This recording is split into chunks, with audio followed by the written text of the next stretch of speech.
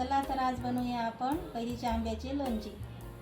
हे आंबे साधारणतः 2 किलो आहेत। ते बारीक चिरून घेतलेले आहेत आणि स्वच्छ पाण्याने धुवून घेतले। आणि याकरिता अर्धा किलो शेंगदाणा तेल घेतले आहे। ते गरम करून घेतले। त्यानंतर ते कोमट झाल्यानंतर त्यामध्ये साधारणतः 15 लवंग, 15 मिरे आणि एक दालचिनीचा तुकडा टाकला।